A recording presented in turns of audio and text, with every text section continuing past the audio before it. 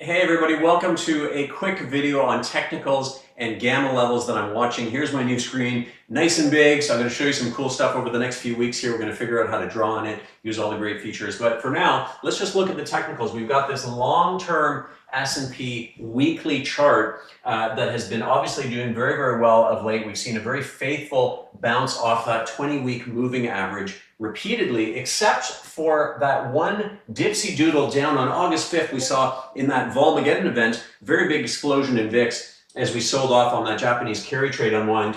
Just a reminder, everyone, of the disclaimer. So anything we talk about today is for educational, entertainment, and information purposes only.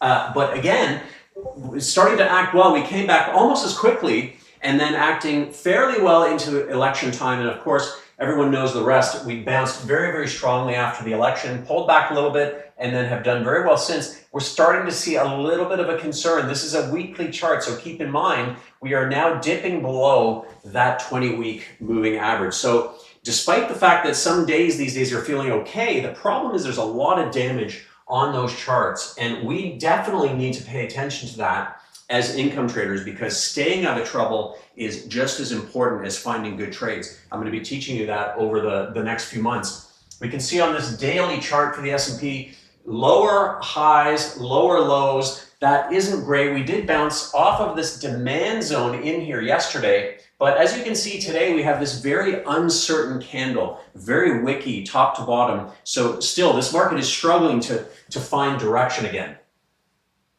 So another a daily here, we can see this, if you draw some different lines on there as opposed to that downtrend channel, we can see these bottoms line up quite nicely. Yesterday, we started to push through there. We're back up above it. That's a positive, but again, that very uncertain candle that we've got today.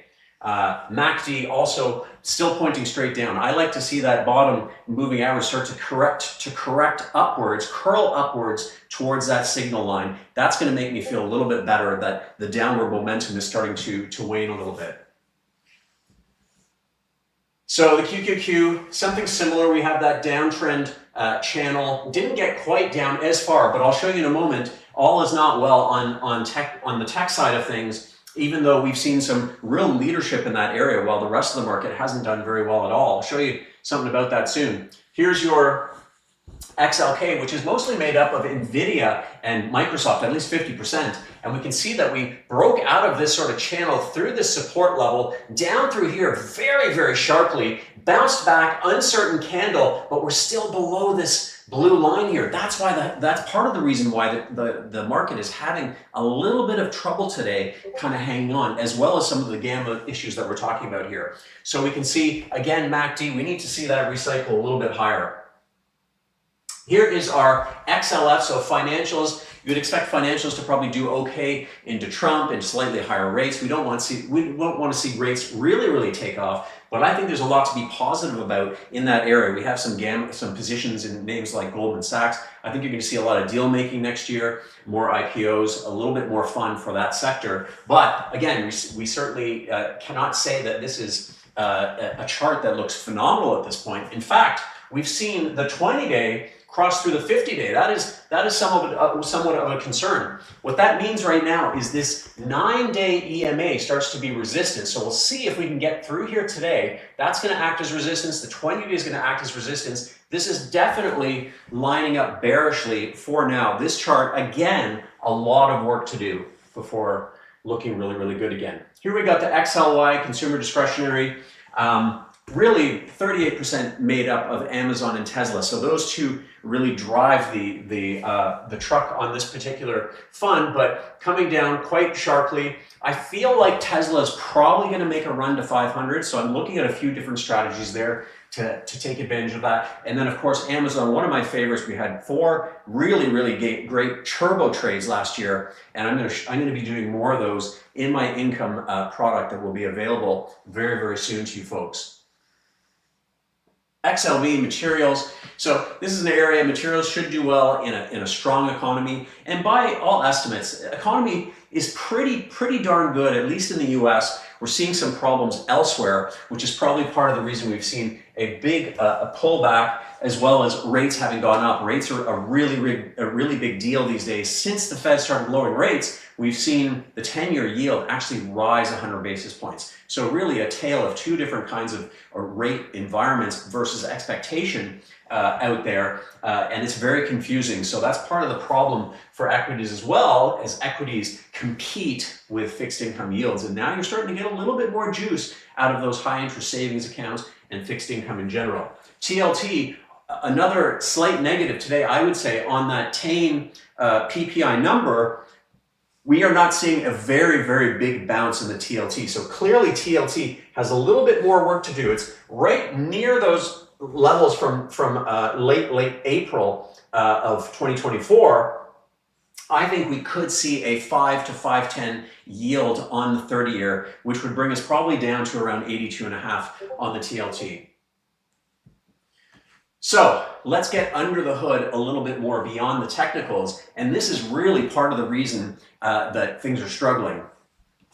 We've got this gamma picture. Now, we don't need to get into it too much, but the gamma picture basically is one where green is good. Green is good because it is supportive. It is something that reduces volatility, because dealers have to they have the ability to buy on the way down, they have the ability to sell on the way up. They are able to be supportive of markets, whereas when we get into a short gamma situation, that's where gamma flow can end up being an accelerant to the downside or upside occasionally, but in this case it would be to the downside. So as I've been saying for a long time now, between 6,000 and 6,100 we have this gamma rich area, which has dissipated a little bit at this point, but it was an area where the market was very supportive, and we saw other areas like CTA, vol targeting funds being very supportive of markets. And I said, if we get below 59.75, this was around December 19th, if you recall my video, I said we could be in for a lot of trouble, and that's exactly what's happened. Below that 59.75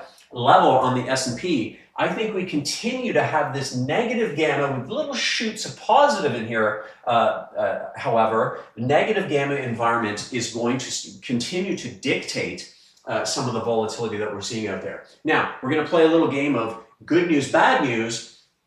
I just gave you the bad news on the gamma side, but you can see that on the good news side of things, we're getting a lot of people selling puts into this sell-off. What that does is it replenishes dealer supply and starts to bring back some of that support that I talked about earlier that you get in a positive gamma environment. So less negative gamma, it doesn't necessarily mean positive gamma, but it means an improved situation from a volatility standpoint. Now, let's take a look at something else that's been very noticeable over the last 6 or 7 months, and that's been the VIX beta to the S&P, meaning the VIX, the fear gauge. How reactive has it been to sell-offs in the S&P? Well, we're still in the 98th percentile, very reactive. In fact, I like to call it the cat in the room full of rocking chairs. It's very nervous, looking around, fearful of pretty much everything. So the VIX has been very reactive.